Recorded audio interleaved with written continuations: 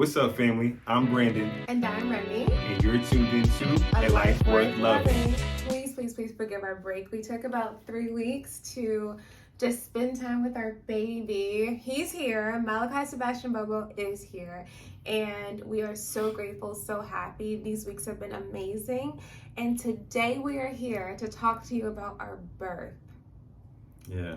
Our birth experience, everything leading up to our expectations of birth, our birth plan, the decisions that informed us to get a doula, everything. We're going to talk about it all today. So we're going to try to keep it short, but it may be a little bit longer than our normal vid.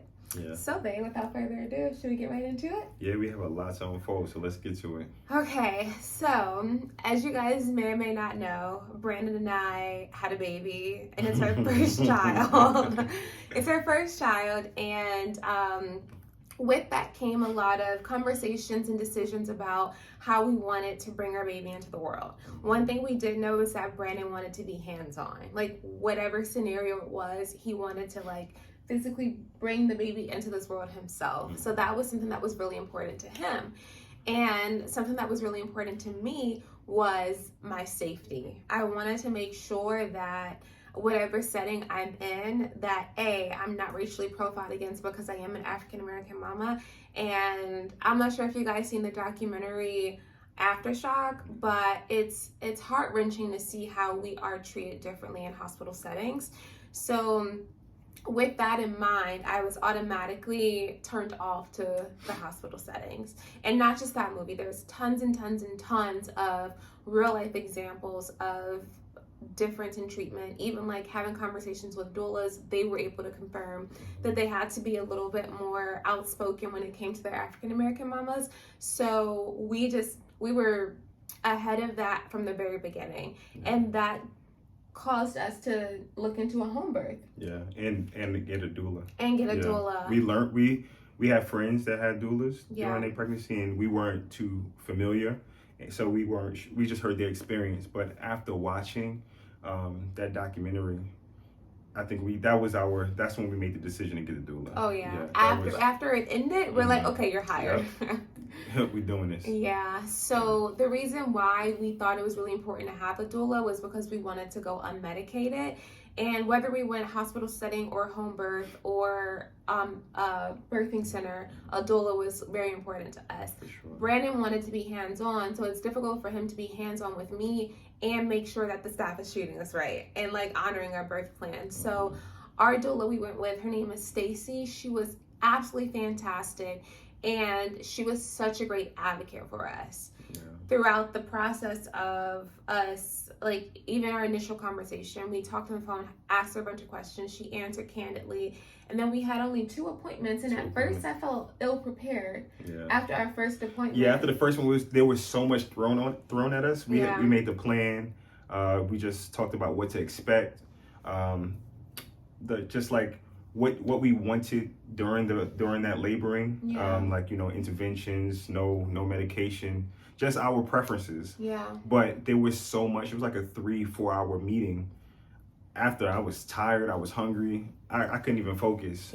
But the second meeting, we kind of went back over our notes. Stacy came back and we kind of went over everything that we went over the first time. And then there was more. It was okay, now talking about contractions and when the contractions get closer, what to do, when we should head to the hospital. So that was real life information that we were able to hold on to. And after that meeting, I was very prepared. I was okay, so this is when we need to go to the hospital. Until then, if you're really going through things, maybe we can get in the shower, bring the ball in the shower, whatever. It's basically everything to make Remy, the mama, comfortable through those contractions. So what do we call it?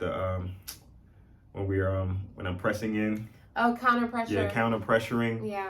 Just being prepared, and Stacy teaching me how to counter pressure to relieve Remy's lower back while she's having these contractions. And I had a lot of lower back labor because Malachi was sunny side up, which means his eyes are facing my belly button instead of facing my back. And when the baby is turned that way, you get a lot of back labor. So I had so much back pain, and his counter pressure is the only thing that got me through labor. But before we get into the labor, I want to tell you guys, for some reason I wanted to be like, thanks to our sponsor. We don't have any sponsors, y'all. One day. One day. But before we get into the labor, I want to first let you know that we were planning on having a home birth. And we were very excited about it. Our parents were a little scared for us to have a home birth. And it was something that we were just like, we can do it. Let's organize it. Let's get it all done. And then we found out that my cervix was short, which disqualified me for a home birth because it made me low risk. You guys already know what happened with that story. Sorry, I was high risk. So I'll just give you a very, very, very short recap. We found out we had a short cervix at 20 weeks. And at that point, we were deemed high risk. We couldn't travel. We couldn't do anything. We absolutely couldn't set up a home birth because you need to be in a hospital setting for something like that.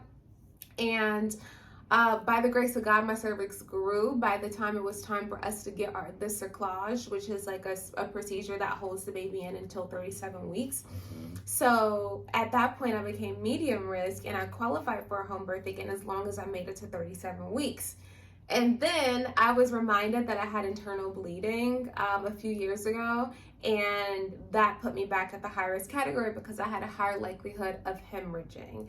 On top of that, we had COVID at 20 weeks, which also puts us at a higher risk of hemorrhaging. So with all the possibilities of me bleeding out, we just decided that it was safer to be in a place that had a bank of blood on standby just in case anything went wrong. And we felt comfortable being in a hospital setting simply because of our doula. We trusted her. We trusted that she would speak up for us, that she would advocate for us. And throughout our pregnancy process at Cedars, we dealt with nothing but kindness. And they didn't give us a reason to feel like we would be discriminated against or give us a reason to feel like we wouldn't be looked after properly. Which was great. So we didn't have any fear going into it even that we would have a bad experience. It was more so, how do we avoid it just in case? For sure. So we did end up laboring in the hospital, and now we get to the good stuff. So but before we actually get to our birth story, we did want to say that every birth story is a miracle. And to be pregnant is a journey. So if your birth outcome didn't go according to your birth plan, we want you to know that we're so proud of you that you made it through. Absolutely. And God has the final say. He knew exactly how everyone's birth was gonna end up playing out, regardless of how we planned it. So I do want to just show compassion and sensitivity to everyone who had a plan for their birth and ended up going in another direction. I pray that you have a healthy baby and that you're still healthy at the end of it, because at the end of the day, when it's all said and done, as long as you and your baby made it home from the hospital, then you had a successful birth story. Yeah. So without further ado, where do we start? Where do we start? I think we started the Thursday when we went to the doctor. Yeah. Actually, you and your mom. That starts with you, with your workout. Oh, you want to? We gonna talk about that also. Did my mom get in that day or the day before? The day before, I think. Okay, so we can start there. Yeah. So my mom came into town simply to braid my hair, and that's it. She was doing a 24-hour trip. She did these braids, y'all. She came into town just to braid my hair so that when we did go into labor, which was a whole nother week later, that we thought we were going to go into labor, that my hair would be done. So she got here on Wednesday morning or night, I don't know. And then she did my hair that day or the next day. The next morning was Thursday. Brandon went to the gym. I went to the gym in the morning. Long story short, had a freak accident. Thank God that I'm okay now. I did have a minor injury where I just had some trauma where I just felt just a little confused. I'm not sure if I hit my head, but I just felt completely off. and Remy had a doctor's appointment. And luckily, Remy's mom was here because I couldn't even make it. I just felt so off balance. Yeah, off balance. I couldn't drive.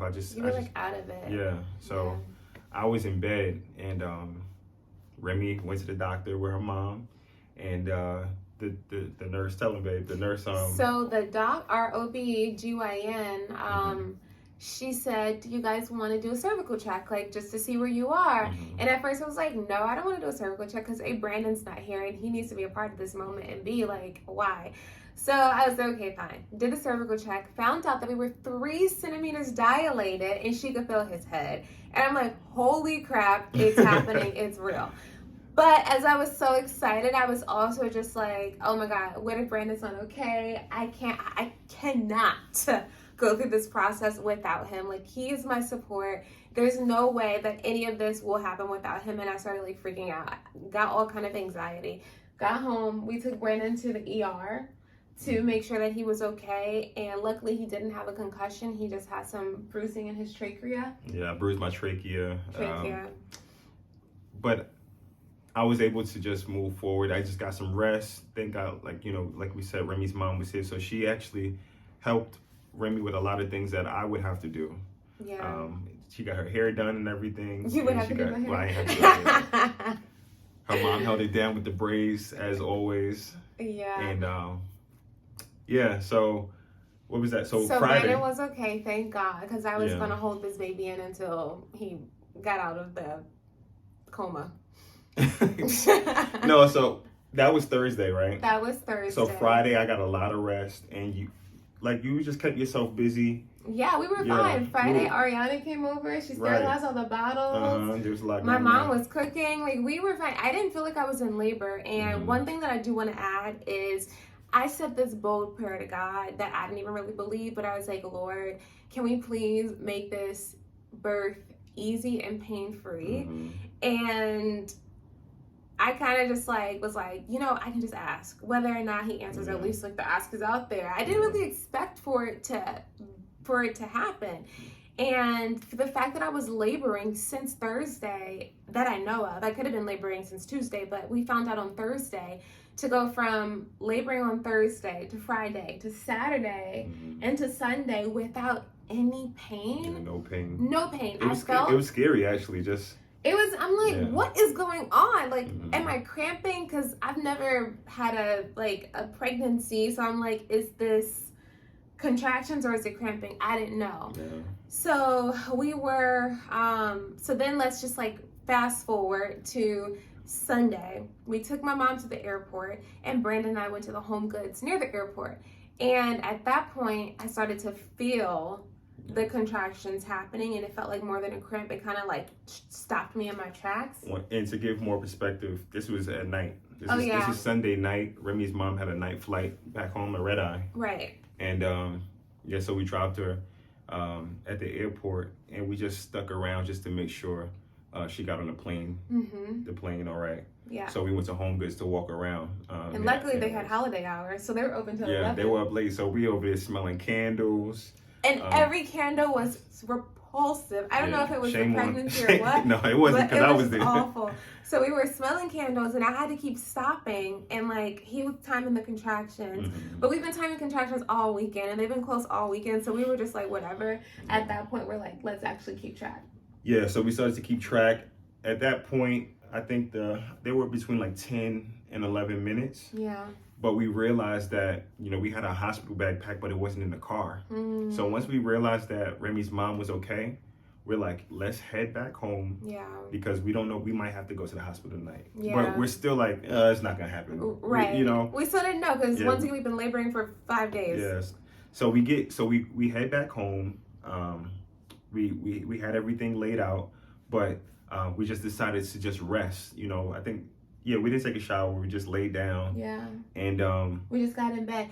The contractions for me started to feel real leaving Home Goods and then getting into bed, because I was like, Brandon, you sleep. At that point, I kind of knew he was coming soon.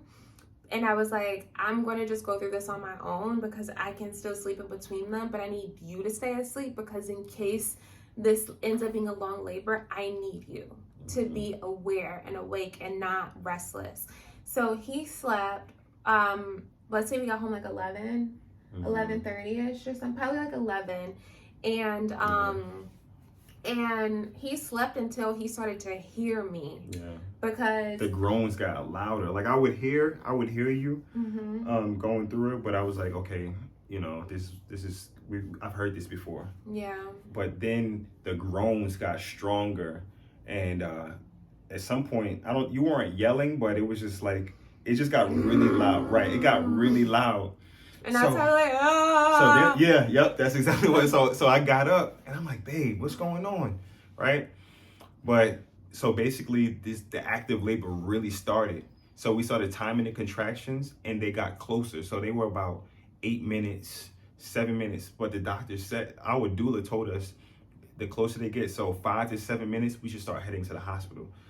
But we couldn't, like, Remy was going through so much pain that we weren't sure if we were going to be able to leave. So I suggested her get in the shower, and you know, so because what the shower does, the shower head projects on her lower back as she sits on her medicine ball, not the medicine ball, the stability ball. Yeah, pregnancy ball, and it would just give relief to her lower back.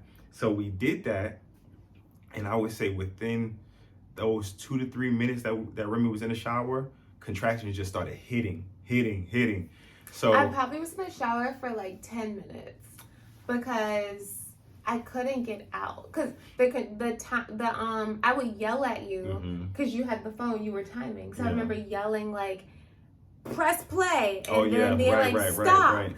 And he's I'm running around trying to get everything ready for the hospital. Together. Yep. So I'm like yelling at him to just like press play and start, and then he's like, another one that fast, and then by the time he would press stop, it's time for another contraction. He's okay, you got to get out the shower. Because I looked at the timer, because the app tells you how far apart, and then I saw like 3.5 minutes. I'm like, oh shoot, we gotta go. So I was like, babe, let's go, you got to get out. And at that point, she was going through a contraction. She said, no, I can't move. I said, no, we gotta go. So I went and got her towel, helped her out the shower, dried her off, did a little lotion, and threw the clothes on, and we just were out. We got up out of here. Yeah. And thank God, this was another part of our prayer, because we live in the valley, and our hospital is Cedars out in Beverly Hills, and to get to our doctor's appointments, 35, 40 minutes sometimes with traffic and everything. So our prayer was to have a seamless commute to the hospital. Because in my head, I'm like, I'm about to go on the HOV, you know, zoom, Fast and Furious. Be careful. Right? But, you know, God is so good. Yeah. Like, he did it right on time. So we headed to the hospital at 3:30 in the morning.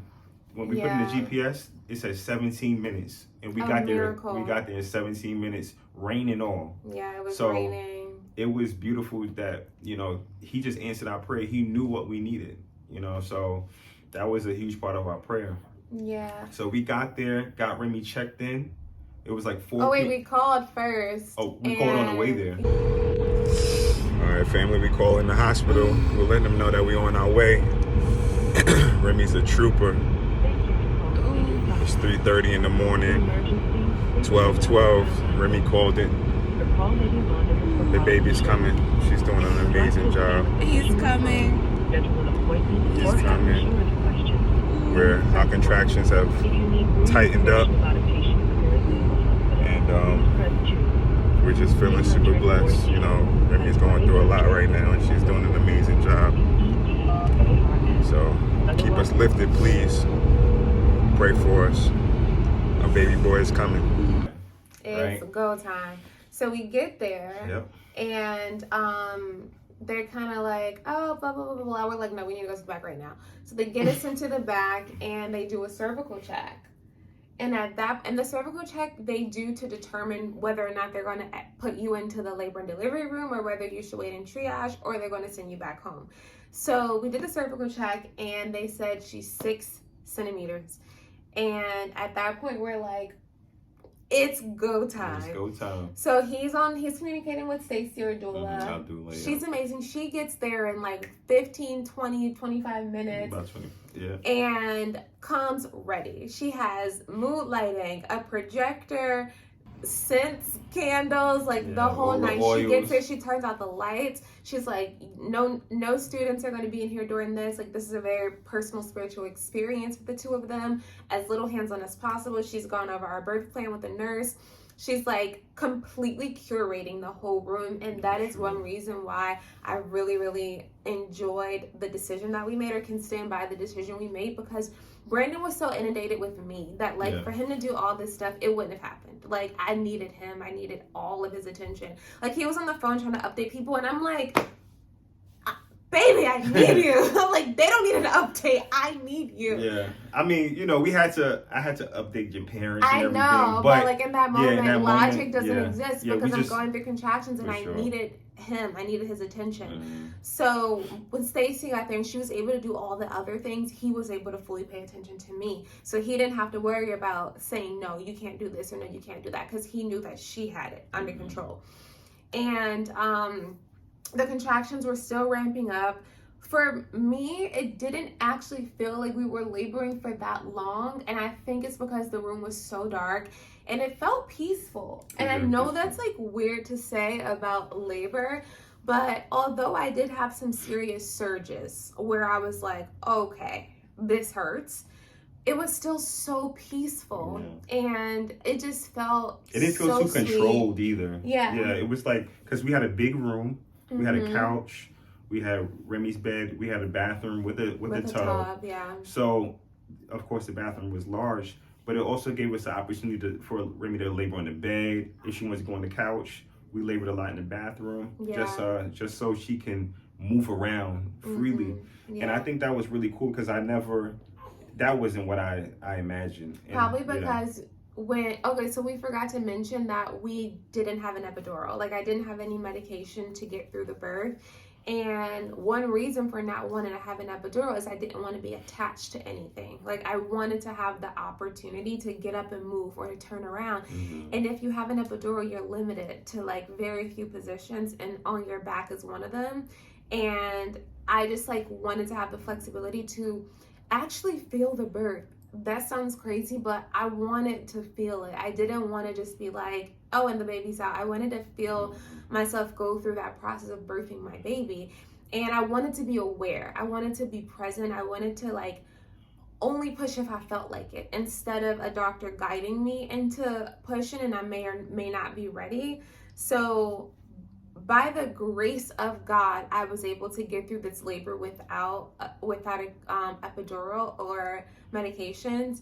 And it was just like a very pleasant experience, although it was painful. Like, I don't want to glance over the fact that like, oh, it was just super. That's not true. It wasn't super easy. It wasn't easy at all. Yeah, it wasn't easy. But the teamwork that we had with Stacy, Remy, and I. We had to be there for one another. I had to be there for Remy, and just helping her labor. That's the key. Whatever she had to do, however she had to get through those contractions, that's what we were going to do. So whether it was in the bathroom, the bed, Stacy taught us different positions to be in to make it easier for Remy. And it didn't feel long, but Remy labored for about 5 hours. It probably felt longer to you because I napped in between contractions. Like, for sure. I was asleep half of the time because the surges were really intense, that it took everything from me, but the moment it ended, I was knocked out. But Brandon can't go to sleep in between contractions because he has to be ready when I need that counter pressure. So it was just like, it was a spiritual experience, and I say that because, oh baby, oh honey. All right, thank you. Okay. If he wakes up, you can just hold him in the shot. It was a spiritual experience because there's no way that in my own strength I could have gotten through that.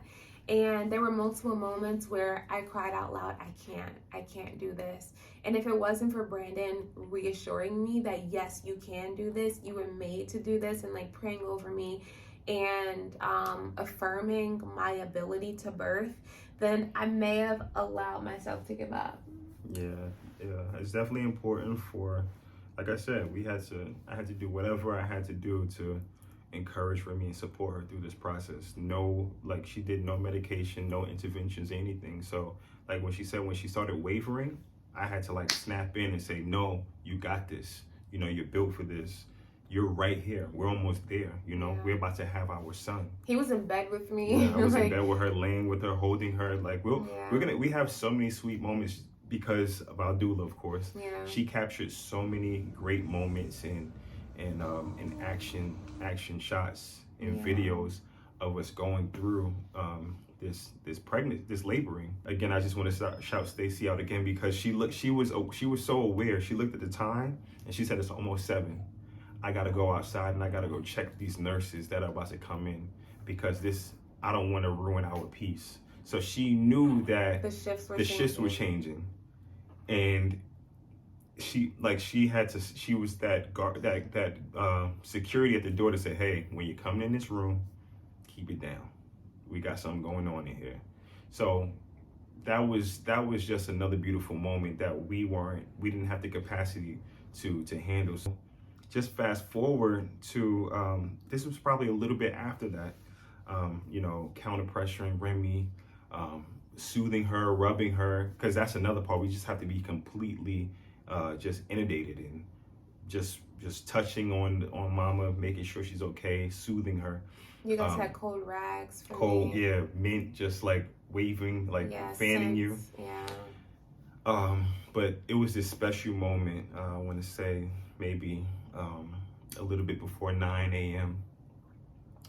Because Malachi was, our baby, was born at 9:38 a.m.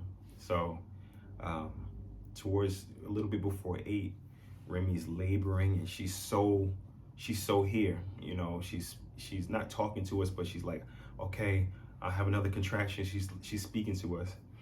And then she just got quiet.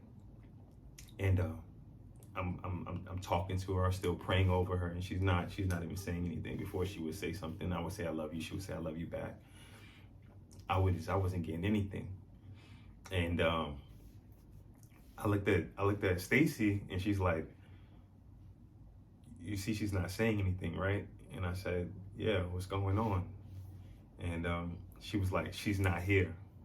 She went to go get the baby. And I looked at Remy and I just couldn't even hold it. I just started crying so hard because I didn't know that was happening, but that's what happened. She was not there. It's like she just went into this zone, and it was, I just started crying. I got closer to her and I'm talking to her and I'm saying, I love you. And she's still not saying anything. And she's just in this zone. So I just continue to pray over her and touching her and talking to her and massaging her.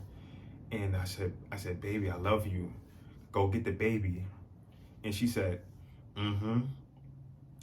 And I just got chills because she responded right away because she was focused. She was like in the zone.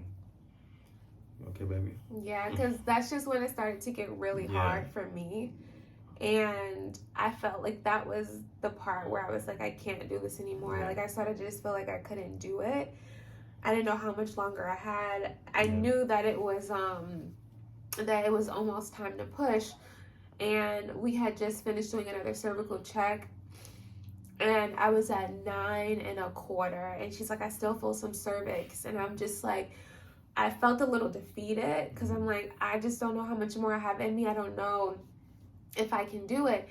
And if I stayed conscious, I would have like thought myself out of it. Yeah. So like, it's interesting because after it was all said and done, I said to Brandon, I feel like I left for a period of time. And he was like, oh my God, I saw that happen. Yeah. So it was like one of those moments that we both had where we were in that same experience, but from two different sides of it. And it was confirmed that like, I left. Yeah, I don't know what happened, and that's another reason it felt really spiritual to me, because when I wasn't talking, I was in deep, like I was begging God for relief and just like asking the Holy Spirit to be present and to just stay close to me. And I'm just like, Holy Spirit, please stay close, please stay close, please stay close. Like, I can't do this. I need your strength. It wasn't time for me to push up, but I felt the big, like I knew he was like right there. And so I just like went in. I don't know. Yeah. So when you went in, it was so crazy because shortly after you confirmed that you're gonna bring the baby back, I think it was maybe 15 minutes after that, you just snapped back in and you were like, okay, I'm ready, he's coming. Like, so you were like, they came back renewed. Yeah, you came back like you went to go get him. Like you went out. You left to really dig deep to go get him and make sure he's ready to come, because the doctor came twice and did checks. Well, the nurse did the check, then the doctor came, and both times you weren't ready. Yeah. But when you went to dig deep in, like you knew when you came back, you knew that you were ready to bring him out. Yeah. So that's when, because the doctor, I forget what the term was, but she explained how you would see, we would see you opening up to know that we're ready. Yeah. So that's when you said that, because I was up by you, I came down because I wanted to catch Malachi. You know, that was part of the plan for me to be with the doctor to bring Malachi into this world. Yeah.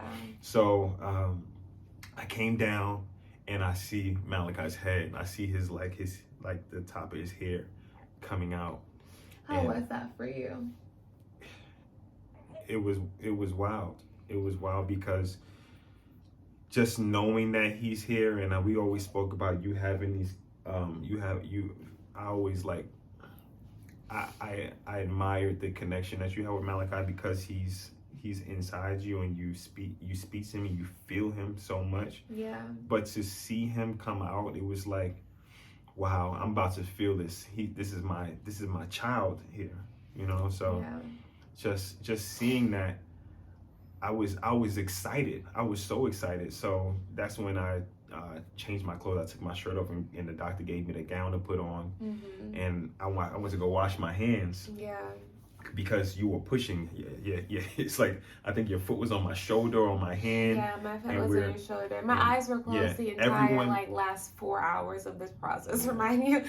And Stacy was up at the top with me, and she had just such a peaceful countdown. And listening to her countdown helped silence everything else that was going on in the room. It was like counts to 10 or something like that, right? Yeah, and prior to the birth, I heard something I wish I can properly credit, but the person said, if you can do anything for 10 seconds. And ironically enough, Stacy's count was 10, and I never told her about that, but that was something that I meditated on leading up to the labor. It's like, if it gets too hard, just tell yourself you can do anything for 10 seconds. So for Stacy's count to be 10 seconds every time it was time to push, it was another level of confirmation that God pays attention to the small details. And her voice was so soothing. It allowed Brandon to be able to detach from me up here and go down there. I still felt him. My foot was on his shoulder. He was holding my leg. She was holding my hand. He was holding my hand on this side until I couldn't anymore. And then I was just like, don't touch me. And so as with those contractions, so what started to happen was, as those contractions got shorter, the baby was coming out. So it's like 10, 9, 8. So every time we're counting, his head is coming out. So he's pulsing out and then going back in, and then pulsing out and coming back in. So every time he's coming out more. So it got to a point where Remy wavered once, and he was so close, and then he just back in, right? So then we had to start all over. Yeah. But he came back we with Stacy's counting again. She was so great at it. She got Remy to push him out, and then I'm being a little gentle because my hand is right there, but I didn't know I was gonna be catching him. I thought the doctor was gonna have her hand on my hand to help me out. She's like, no, Brandon, go get your son. Yeah, right? She had her hand on my perineal, and Brandon was doing, I think she may have had one hand on my perineal and one hand somewhere else, and you were doing the guiding him out. Yeah, but she was very supportive, and she encouraged me You know, so I'm definitely appreciative to her. She was amazing, Dr. Meshner. And she wasn't another blessing that happened. She wasn't our OBGYN. She was the doctor on call. And she allowed everything that we wanted. Like, she allowed us to have the golden hour where they don't do any like weighing or anything right away. Like, we're just having that personal time with the family. And she allowed Brandon to catch the baby, even though the umbilical cord was wrapped around his neck. And we didn't know until he was here. Yeah, but she could have stopped you at that point. Right. Still she still remained calm, even with allowing us to birth as genuinely as possible. Like, she didn't intervene at all. Like, throughout the whole process, when she would come in, it was just for a cervical check. No one really tried to force an epidural on me. And she allowed delayed cord clamping. I think he was on until the cord stopped pulsating, which means it was all done. It was a blessing that we ended up having this doctor, because everything that we thought we wouldn't be able to get in a hospital setting, she allowed it to happen.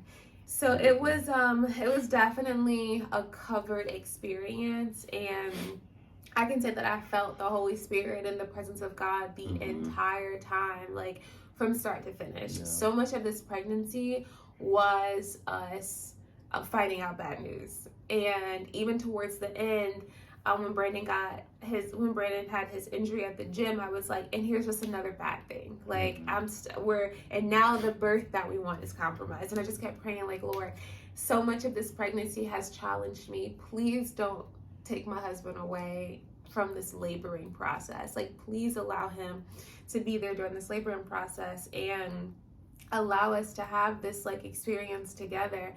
And the fact that, you know, you take health for granted of someone else. Like, you weren't sick at all other than COVID this entire pregnancy. So I really never had to pray that you would be there. It was just almost selfishly, I assumed that you would.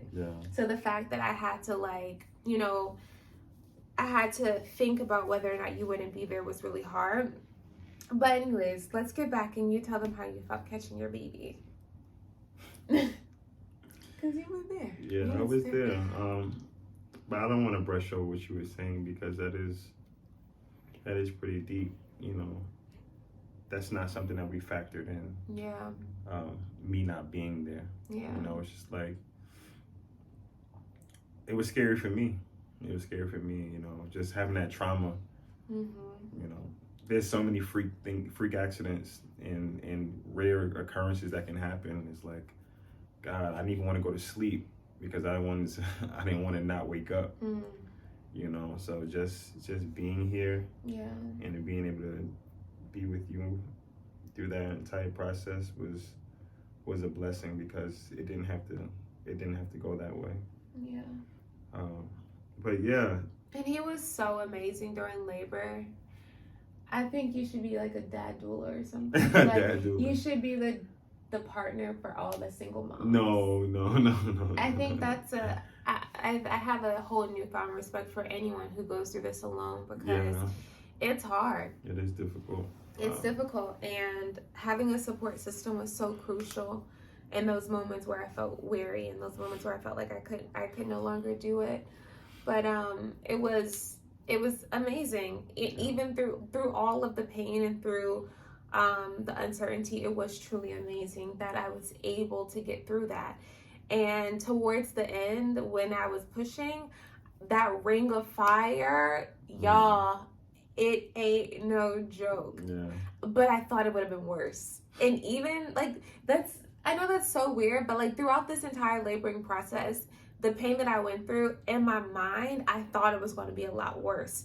So while I was like so uncomfortable and stuff, I was still grateful. I'm like, Lord, thank you that it's not worse, but I still don't like this. I don't like this. I still like it. But I felt very covered during the whole time. And at the end, when it was time to push him out, and I heard the doctor say, like, Brandon, grab your baby. And Brandon was so excited. He kept saying, I can see the head. And he would come up to me and be like, baby, I can see the head. And I'm like, I don't care. Like, get him all the way out.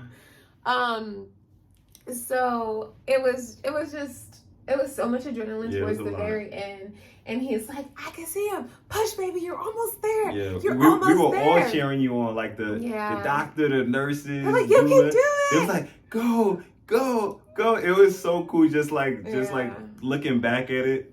It was like a sports event. Yeah, like they were so proud of me. Yeah, Remy was doing so well. After we went into our other room, like she was like a legend on the floor. They was like, oh, you the mama that was in room. Yeah, who you had no medication. Yeah, it was really cool to be even just celebrating that moment, because listen, I have a newfound respect for Remy. Just like I didn't think I could love her anymore. Just being so proud of you in that moment. You really just did it. You really did it. You dug deep, and we prayed for this, and you just carried through and made it happen. So you deserve all the flowers. You're a wonderful mama. Just from before he came out, you was a good mom. Oh, all the sacrifices you were making, just trying to learn everything that you can. You were really trying to master this, and that's what we Pastor Jake spoke about in the sermon today. But you really put in that work to master it. You being down there and me being down there. Yeah, that was crazy. I sometimes I sit back and watch the video. I'm like, wow, I was really in there. It was like the trenches, just like watching him come out. Watch it. But I knew that was my son. There's no way I'm gonna watch my son. I was the first person. Like you did it. I kissed him when he came out. Yeah. Gooey and all. I picked him up and held him and kissed him and handed him to Remy, and that was one of the best feelings of my entire life. That was like by far the best feeling of my entire life. I don't know, maybe on number 2 I have the same feeling, but it's the highlight of my life, bringing my son into the world. And here he is. We have him. He came out with the same personality that he had inside. He's an early riser. He likes to play and sit up in the morning. That's what he was doing in the womb. Early morning kicking, ready to play, tapping. And it was just a beautiful experience, and we're gonna bring him in for him to make his debut of. Oh, we took off his pants. Sorry, guys. You don't have any pants. It's all right. We'll do another one with meeting Malachi, but for now we just want to make sure he's not uncomfortable because he was getting a little upset.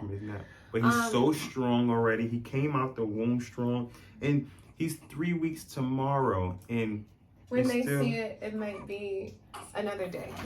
He's 3 weeks on January 2nd. We're filming this on January 1st. But yeah, we're going to do a whole nother separate one on Malachi and all the things about him. So we'll talk about that later, but we do just want to finish the birth story. And that is that's the full experience. I will be completely transparent and say that after he came out and Brandon laid him on my chest, I had nothing left inside of me. People say once they lay your baby on you, you forget everything else. And I gotta say that wasn't my experience. Brandon says I was compulsing towards the end. Hi, honey. Hi, the baby. Hi, sweetness. He says I was compulsing like a old broken down car, shaking. Yeah. And I know I was. And it was from the trauma. It was from the trauma of you pushing and laboring.